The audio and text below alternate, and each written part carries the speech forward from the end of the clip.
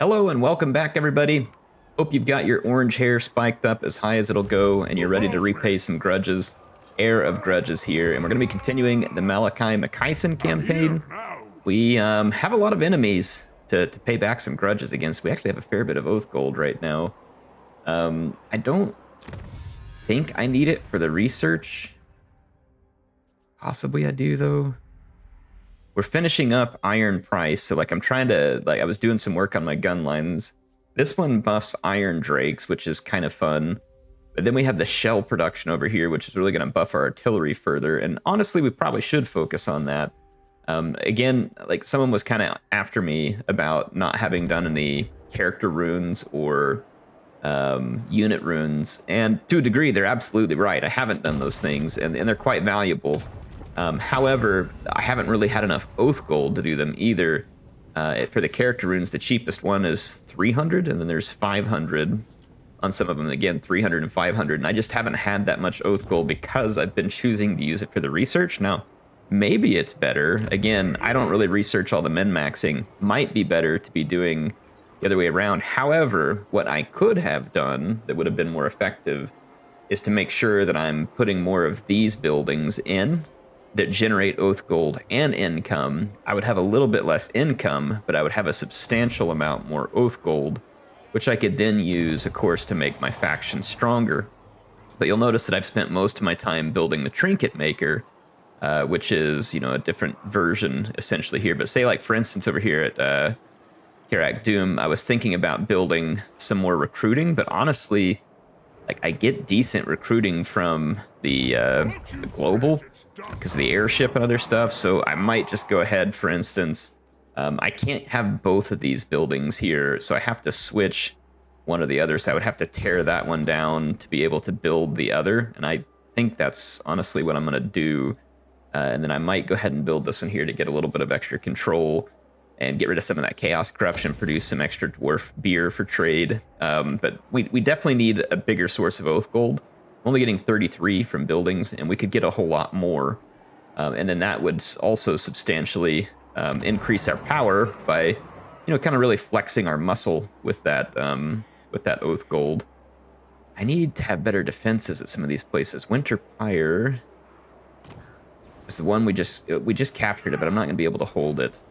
Problem is I've kind of delved myself into more territory than I can actually defend at the moment. But I usually when I find myself in these situations, you'll certainly find yourself in a bit of an irritating situation where you feel like you're kind of going in circles. And you might be for a while, that very well might be the case, which is just going in circles. Now, that said, it's not necessarily a terrible thing. You can... Drag does need a little bit of control. Corruption minus, but that'll probably cease whenever we get a little bit further along. Let's go ahead and leave it on the one I picked. I'm going to go ahead and end my turn.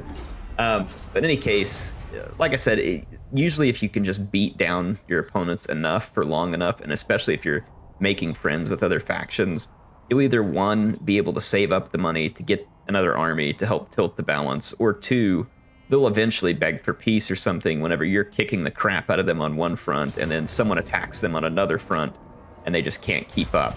But, for the moment, it's going to be quite a bit of back and forth here with having to chase these guys all around the map. This is a Chaos Uprising. We're not going to be able to stop that right here. Sometimes you get lucky. The auto-resolve will basically take it out of your enemies and not let them succeed. All right, Grombrindle, his ambush was foiled, and they ran away from him at full speed, which they should. Grombrindle means business. We're going to come retake some of these settlements. This one, of course, has iron production as well. It's another reason why we need this back, that iron is a valuable resource in trade. But we would have to build up the settlement in order to take advantage of it. But we will continue to retake lands. Again, if we can get over here, for instance, and maybe shut down Tamarkan. He begged for peace, but we all know that as soon as I give him peace, he's just going to turn around and attack me on the next turn. So there's really not a whole lot of purpose in granting him peace. We might as well just take everything he owns, because, like I said, otherwise it won't make a difference. Let's go ahead and take Saber Mountain. I'm going to push all the way in here. Auto-resolve shouldn't mess us up. Let's go ahead and take that off of him. We're going to occupy here. And we're going to continue to push him. I've got this Nurgle Plague for 3 more turns. We're not going to suffer any inability to replenish from this particular plague. Now, of course, he could institute a different kind of plague that would then cause me such issues. In fact, I might just build another Oath Gold building here, but let's start with growth. And then we'll put Oath Gold. I might start focusing on some of those Oath Gold buildings because they're going to help us with that research. We can further increase our power with the runes. I think it's just going to be the way that we need to accomplish things. Grombrindle can help kind of clean things up from this direction for now. We're probably about to get gobsmacked. Yeah, look, Colex up here. We're probably about to get smacked right in the gob over here too. So honestly, Grombrindle's probably going to have to come back over here and protect this other province. And we're going to have Thorgrim kind of finish business, although we're going to be getting hit by the World Walkers from the other side. So like I said, we're just not going to be able to cover every flank at the moment. I'm using the ambush stance to try and inch closer to our enemies here. We've really got to pull them in closer to be able to catch them, else they're just going to play the runaway game, which makes sense. I wonder if we can convince Castalton. He is trying to go for Wintertooth back here, when in reality, it would probably be more helpful if I could help direct him over here, for instance, against Wintertooth, but he may not even be at war with Wintertooth. Or sorry, not Wintertooth, the World Walkers. He's not at war with them. He's not interested in a military alliance with us yet at this point either. They're a defensive ally. I guess we're just gonna have to make better allies of people. And it makes sense that people aren't, like, you know, whole hog allies towards us. Let's go ahead and take this diplomacy here, military access. Might as well friend up with Karl Franz. Again, eventually, if we can make enough allies, then we can use that to our advantage, because they'll help us start beating down all of our enemies, and we won't have to worry about holding up every particular flank. See the Ropsman clan. There's Kislev factions that are within potential striking distance in terms of joining me. The Maggot host wants a peace treaty bad, which means that we've kicked him in the junk, and there's not much that he can do about it. So he's definitely over there begging for peace because they just don't have a lot of good options at the moment. Hell Pit, how safe is Hell Pit? It is got a pretty solid garrison. It would require a pretty substantial force to take it. However, upgrading it could be useful too, because there's some really high chain buildings that we can get there, and we could put in an Oath Gold building there as well.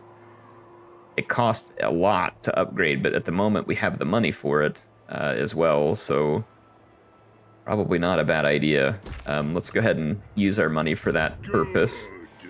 It says we have buildings available, but we're not going to have the money available.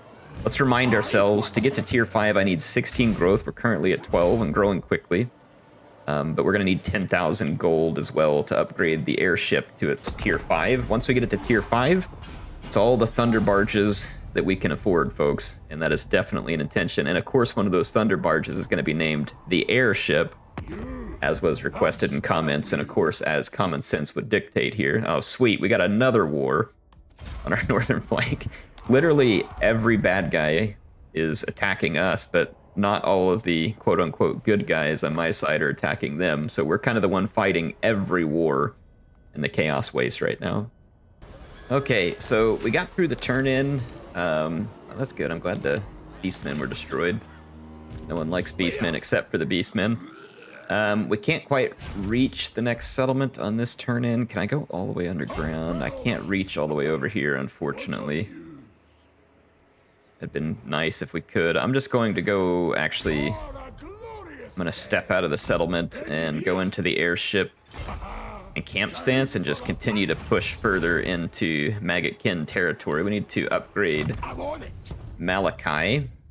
And let's see where we were at with him. We were at level 35. Acquiring Mind would be nice because it would drop our upkeep costs some. So let's go ahead and work on that while we're here. If we put a point into Lightning Strike, the next one can go into Inquiring Mind. And we probably ought to finish Lightning Strike. Let's see here with Gotrek. Shut your mouth. I love that. Shut your mouth. He's very straightforward. Missile resistance, good idea for him. And then let's finish up Blade Shield here. Unless there's another one of those particular skills. Immune to diplomatic penalties from trespassing would be nice. Let's take that one, actually. And our engineer, let's get the flash bomb. That's a helpful skill. You can slow something down with it and lower their melee defense, I believe.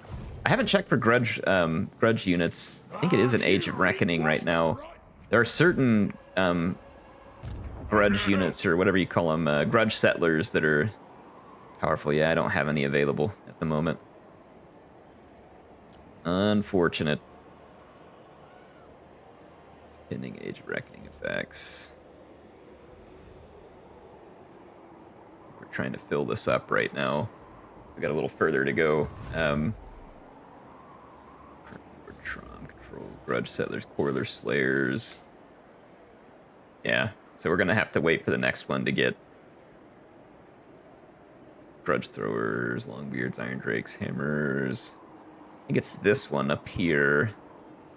All Grudge Settler units available. Someone was mentioning one of the gyrocopters is basically Trollhammer torpedoes, which of course would be extraordinarily powerful against large targets. Would be a very nice tool to use. Let's go hit our other...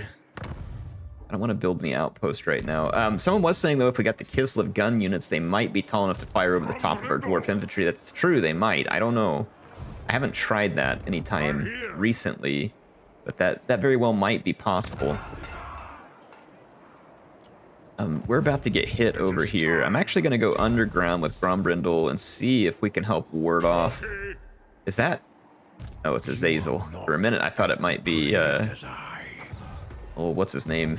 Shadow Demon dude. I can't remember his name right now. I'll think of it eventually. But there we go.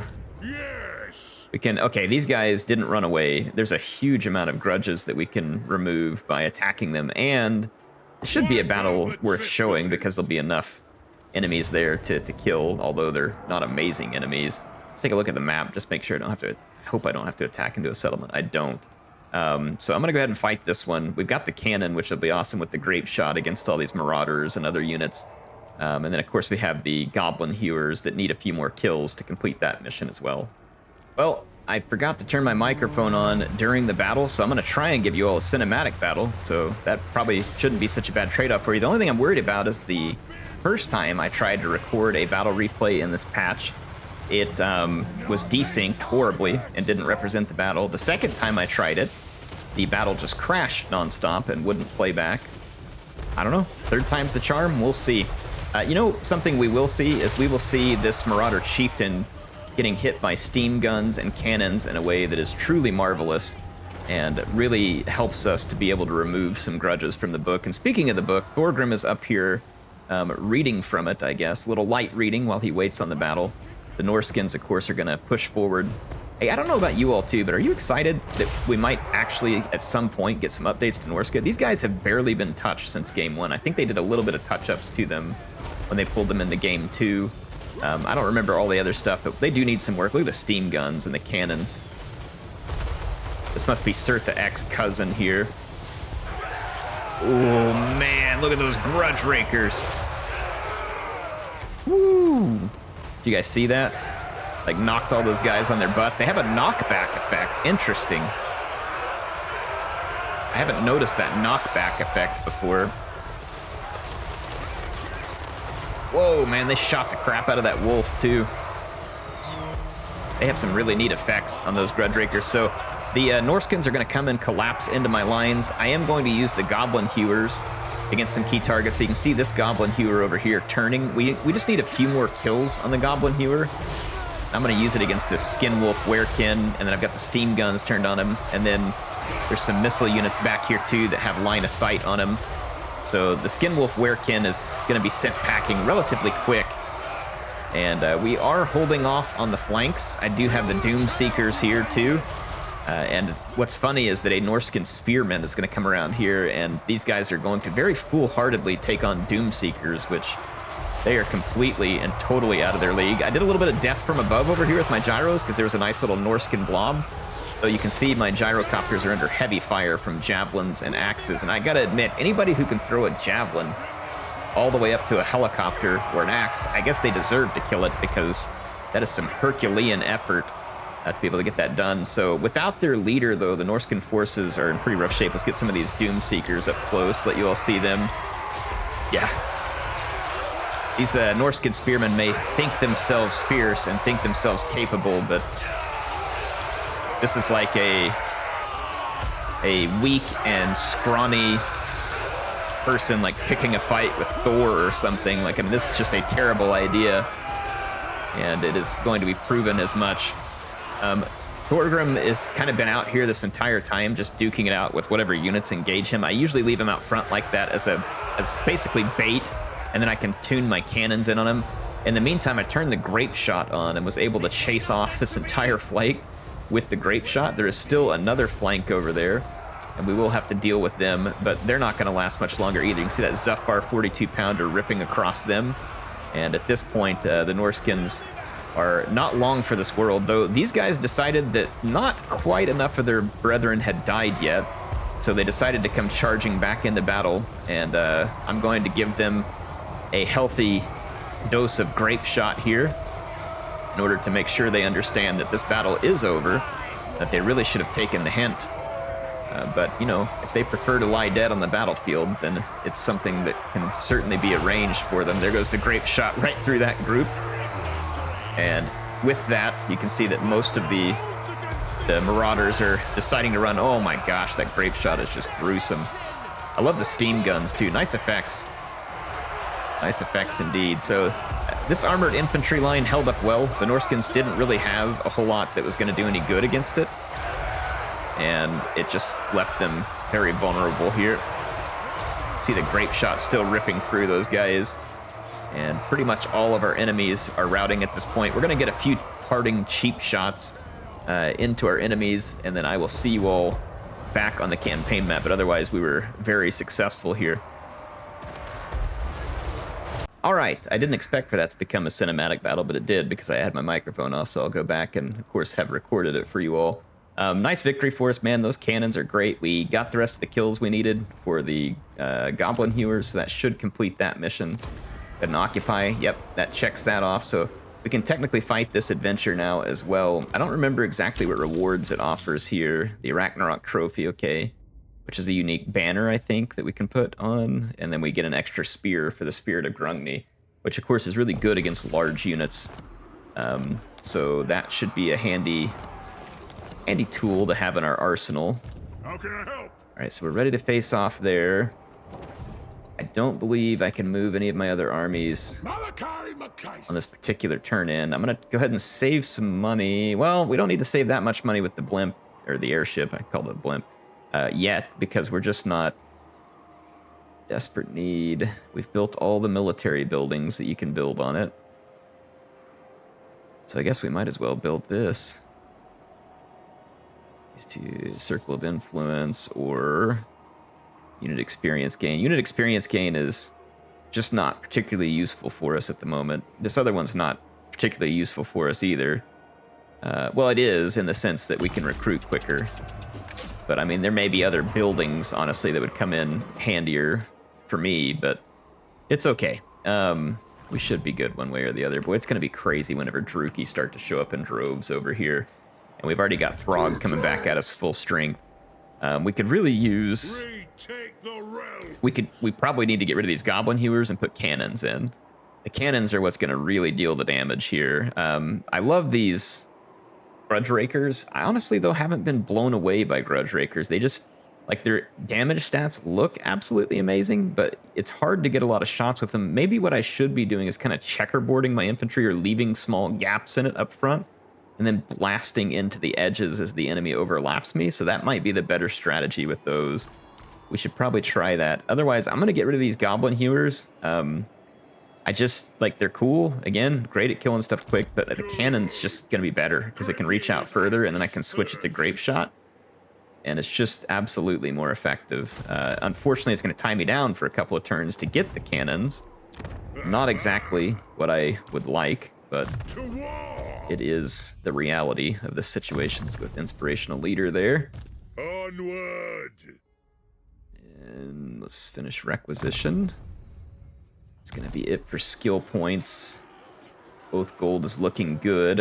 In 2 turns, we finish our research.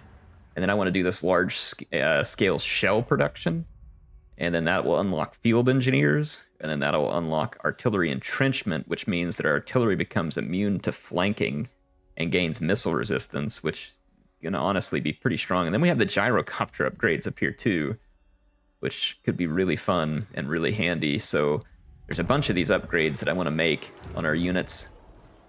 I'm not going to really spend any money at the altar spawns. The altar spawns is probably not long for this world in terms of it's about to get taken. We do possess this province once again. The question is for how long, and probably not terribly long.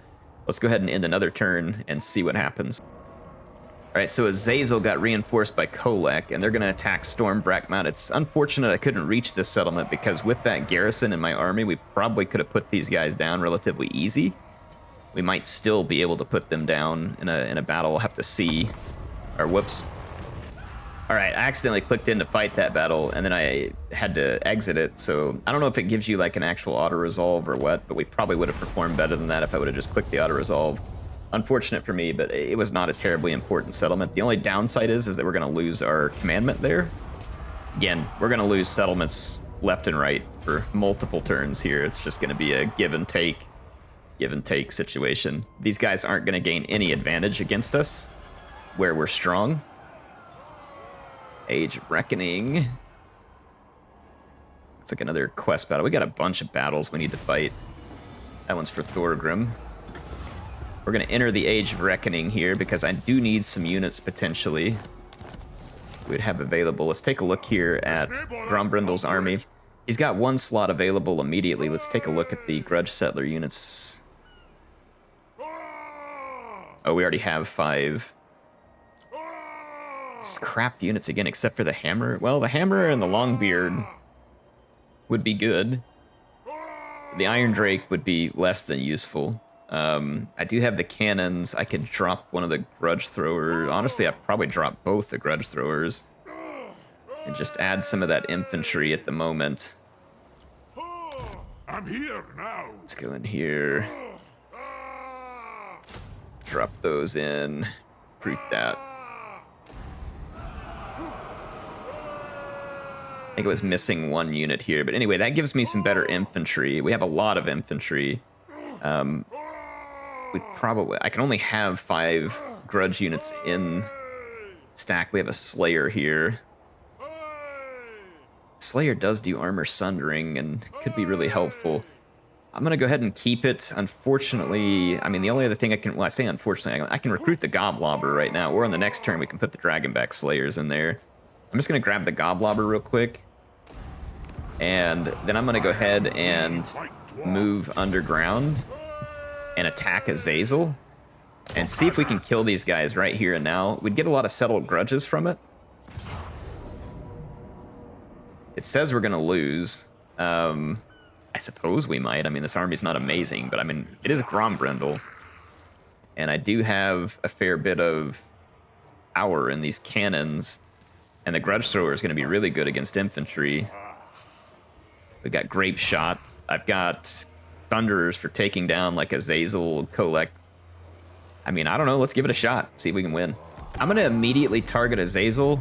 This is kind of what I was worried about, is that they would just run away from me and go back and wait on their... Skyhammer's 4 units now.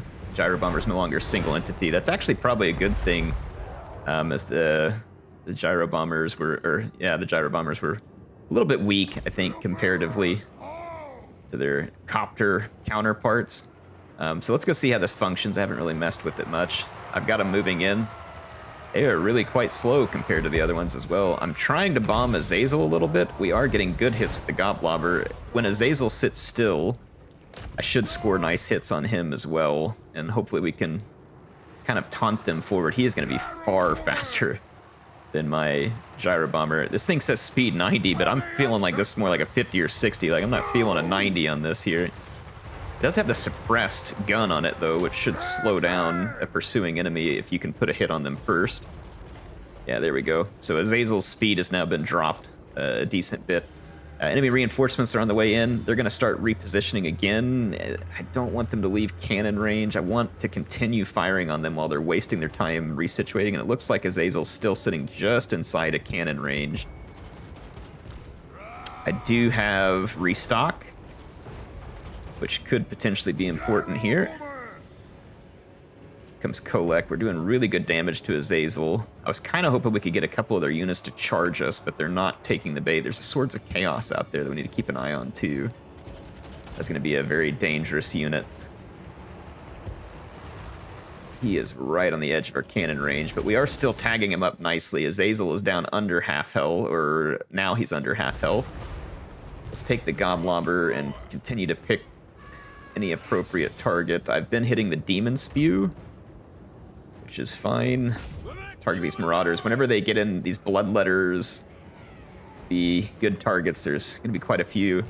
Boy, Azazel is taking a beating here. Yeah, he's going to get killed, I think, and then we can target Kolek. Kolek's going to be fairly resistant to missiles. I think he at least comes with a good missile. I see a missile resistance listed on him. If I remember right, it can get pretty substantial. Yeah, 35%. So he's going to shrug off every 3.5 out of 10 missile impacts that get him. So that's definitely a substantial amount.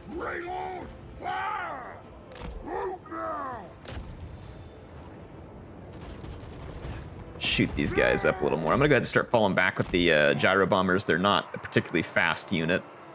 All right. I don't know what my cannons are targeting. They should be targeting Kolek. I'm going to do that now. Those chariots would also be tempting targets.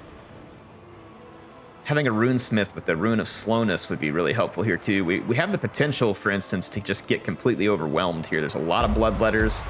They are dangerous units against armor. Very dangerous. We need to use the Goblobber to soften them up pretty good, which we just did there. Bloodletters will be particularly vulnerable to blasting charges, which I do have some.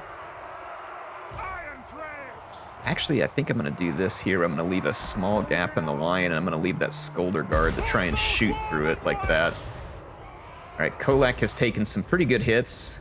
Takes more good hits there. I'm going to go ahead and take my engineer and feed some reload to one of my cannons. He was a little too far away to restock it, but there he goes. This is a Grudge Raker engineer, by the way. That's why I'm positioning on the flank, trying to maybe shoot through this little gap. Getting rid of Kolek would be great. He does have that chain lightning bound ability that we want to get rid of. We've gotten about a quarter of his health knocked out.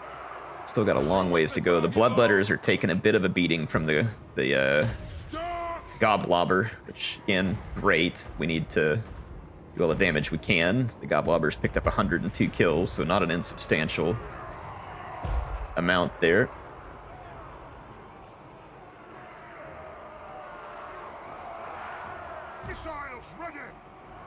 Might have to use the slow motion or the slow speed or slow down, whatever we're going to do, but I am going to get ready with some stuff here. This other cannon needs to take on some ammo, and it can do so in a few seconds. 2, 1. Restock. Okay, Kolek is getting down closer to half ammo. I don't know that I'm going to be super excited about getting him in the way of Kolek, but I do need Grombrindle to help hold Kolek.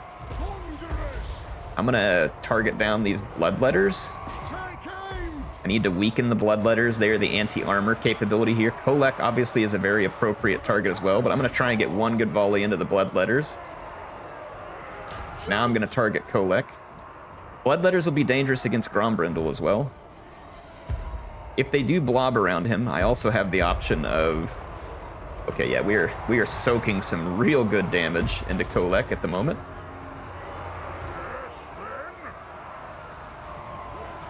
I'm gonna hit Kolek with the Scourge. We gotta fall back with the guns. Okay, Grombrindle is in the fight of his life now. Oh my gosh, Grombrindle is getting kind of raffle stomped by Kolek. Is not good. I'm gonna fall back a little, and I'm gonna send my Slayers forward, kind of help with this Exalted Hero. All right, they're trying to get behind my lines here. We are holding over here on the flank, holding. Try and smoke bomb that cavalry and slow it down a little bit. Kolek is running. That is very good news for me. I'm gonna take the grape shot out. I'm gonna target this blob right there. And I need... Let's restock the Skyhammer. I need to pull... Hold on. Oh, I forgot about my Scolder Guard over there. Crap. Let's move the Scolder Guard back behind the line. Charge forward. This flank is holding out a lot better than some of the others. I'm gonna go ahead and start moving reinforcements back this way. I'm trying to clean up the blob that's on top of Grombrindle, and I think we succeeded. Grape Shot has a... It just increases the number of projectiles at close range. Let's target Bilious with it and see whether it does good against those large targets. I don't know whether it will. And let's go ahead and get moving again. Let's target Bilious over here. It looks like we're hitting the spawn already, which is good. We'll clear them out. Let's target Bilious. Whew, Grombrindle is... He's got a fight on his hands. This one is not going to be easy. Kolek, I don't think he's going to come back from routing. I don't think he can make it back into this fight. Target over here. Come bring some reinforcements. I'm just going to actually come back here and hold. We are getting a little bit beat down on this flank. I think the standard shot would do more to Bilious. Let's target him with it. We still got a fight going. Scolder Guard's gonna burn down the Chromatic Abominations, fortunately for me. Got a little bit of... Yep, right here. Take them, take them. Those Chaos Warhounds won't do a whole lot to any of my skirmishers back here. This cannon got engaged. That's not what I wanted. So I've only got one cannon left to target Bilious. I'm gonna bring these cannon crew away. We've got it handled. Scolder Guard actually ended up doing really well there. Took out the Chromatic Abominations. I didn't use the Skyhammer's bombs, which I think is a bit of a miss on my part. Let the vengeance begin! Reach fast! Yeah, we could have done a lot more here, but overall, I think good outcome. Good outcome. The cannons did tremendous damage. They basically KO'd Kolek, although he did get away here, unfortunately. They KO'd Azazel. They caused good damage into other units. What was that? Must be friendly fire or something right there. Was that from the Scolder Guard, potentially? They got a lot of kills in a pretty big hurry. All right, we KO'd Bilious, and we can probably kill a few Chaos Trolls on the way out the door here, too. I don't have time to get to that Exalted Hero, unfortunately. Would have been nice to kill him. But, I mean, we certainly made the enemy pay a big price here for this, this battle. Okay, well, that was definitely a substantial victory for us. We can pull some Oath Gold, and we could get replenishment out of it, but I don't think we need it. We certainly made our Chaos faction pay a pretty steep price there. A 25 charge bonus and 7... Wait, I don't get... Oh, 7% plus 25 and plus 7%? That's a really strange one. Rampager standard. Charge bonuses aren't really a thing for dwarves, to be honest, but I mean, if we were going to put it on a unit, you might want it on either the Hammerers or the Slayers. The Slayers might be a good one for going after monsters with a good charge. Let's go ahead and do this here. And then we might want to reoccupy that settlement, because without it being there, I don't have a way to replenish here. You know who I am. Let's go see if we have the movement points to recolonize it. We do. That'll allow me to start replenishing at a fairly high rate, whereas the forces for Archaon are going to be pushed back. And my only objective here is to just kind of keep them at bay. If I can keep them pinned up with the one army fairly well, it's going to help a lot because we have huge numbers of threats. back on the home front. We are spread out way too far. And we're just going to have to, you know, make the best we can. Now, Malakai needs to fight this battle as well, and I would love to, but I'm also deep into enemy territory here with a mission to quickly and efficiently eradicate the forces of Nurgle, so it's going to be difficult for me to fight that battle at this moment. Settlement gets plague, of course they do. Everybody's going to have plague. We're fighting our way through a dadgum living toilet out here, the way it is. So I'm going to leave that the way, and then we've got... Alright, Tamarkan's back, but his army's not particularly good. There's Chaos Dwarves over here, too, which sucks, because they're probably going to declare war on me as soon as I get in. And again, we're just going to keep spreading out wars. HeirofCarthage could be a big help here. Hail.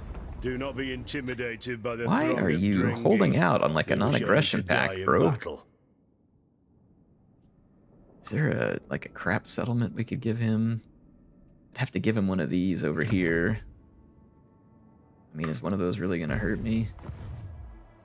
Let's go take a look at him. We could give him, like, Skull Lake, which, I mean, it is giving me some nice growth, but I could give him Skull Lake to try and get him to join me and help out. Who is he at war with, out of curiosity? He's at war with some Chaos Dwarves, which I'm assuming are maybe off-screen over here, and then also with Crooked Moon. He's a pretty strong faction up at Strength Rank 13. Let's trade Settlement. Great Skull Lakes is the only one I can give him. That would certainly buy us non-aggression, trade agreement. Oh no, just a trade agreement. Non-aggression pact would end up costing us a little bit. Not much, though, so we could do that. Let's go ahead and pull HeirofCarthage in here and start improving our relations with them. We are a dominant threat because of how big we are. That's probably why it's hurting our relationship here. Yeah, strategic threat minus 15. But anyway, let's go ahead and do this. I think it'll be worth it. Great Skull Lake is not benefiting me a great deal. The trade agreement and relationship with HeirofCarthage would benefit me a great deal more by having them on board. So we'll hand over that settlement, gain the relationship there that we need. Let's rebuild the defenses there. Not that I think it's going to need to be immediately defended, or will be immediately defensible. Man, we are going to get attacked hard over here. We are getting attacked hard. Because Stoughton is up here, and he is taking the fight to Wintertooth, at least. It won't help me against the Druchii or anybody else, but eventually they're all going to try and force their way into here. Man, we've got so many different battles we need to fight. I will try and start working on those on the next episode. I can't quite really do much about it right now. Absolutely relentless. So none of these are going to improve our upkeep cost with Grombrindle, unfortunately. This would give us a lot more campaign movement range, which would be very useful right now because we're spread all over the place. When we're defending, we would get extra armor piercing and melee defense, which is really quite good. A huge vigor loss reduction for the army, which again, is quite good. Rouse the engineers. So all of our flyers, artillery, and iron drakes would pick up substantial buffs with that one. And speed for the Lord's army and extra armor piercing, so again, quite good. All of these upgrades for Grombrindle would be quite nice. I think I'm going to do Rouse the Engineers because we have the Gyrocopter. We've got 3 units of artillery. I have the Skulder Guard, which at least for now is doing pretty good work for us. I need to do some potential recruiting difference here. I would really love another cannon. Like, I love the Grudge Thrower, but the cannon is just more effective at this point. And then these Ekron Miners are not a insanely useful unit, so I think I'm going to punt a couple of these units and go into the global recruitment and pull in something that's going to be more useful. I think we should grab another cannon. I think that will be very useful. I'm out of money for this turn. I shouldn't have gotten rid of both, I guess. We have too many grudge units. I can't really pull another one. I think I'll keep a Dwarf Warrior rather than getting another Slayer because the Dwarf Warriors at least can kind of hold a main line I shouldn't have gotten rid of both units, though, without being able to replace both. I should have remembered that it was going to be expensive, obviously, to go into global recruitment. Now we're going to lose yet another settlement over the turn in here. That's Forbidden Citadel. Sucks, but nothing I can do. Again here, sucks, but nothing I can do about it. There are 3 enemy armies at Winterpire now. Oh boy, this is going to get to be quite fun. We lost quite a bit of income on that turn in. Prevent raids, or raids remain. Really worried about leadership in my armies. Another quest battle. I mean, we are forever behind on quest battles right now. That may be like a whole episode next time, is just doing quest battles, but I now have Thorgrim's army updated with the extra cannons, which means that they are going to be tremendously powerful. I'm going to start moving back this way to ward off our attackers. And then this army has another turn here to finish getting its cannon, and I need to get into the recruiting and grab an additional unit as well. I could dig into the global recruitment and pick up another unit. Like a steam gyro could potentially be fairly handy. Trollhammer torpedoes are cool, but very niche. Actually, I'm thinking maybe another Thunderer, because we have a lot of infantry coverage. And really, we need to be able to do the range damage here. So I might grab one more Thunderer. That's going to stick us in place a little longer than I would like, but kind of just is what it is. Slayer. I need to head underground. Try to get the Eagle Eyries over here. Oh man, there's so many other settlements over here that are all his. Like, he's spread all over the place. And then I would have to go all the way up into the waste to get this guy. He's gonna just come attack me again too. Like, as soon as I leave this area, he's just gonna redeclare war on me. This is annoying because I feel like Malakai is permanently stuck in these mountains with no foreseeable time when I can get him out of there. But if we can get Karak Kadrin to continue to come to our side, like if we can get a military alliance out of them, that's going to be a big deal. So I'm hoping that we can convince them of that.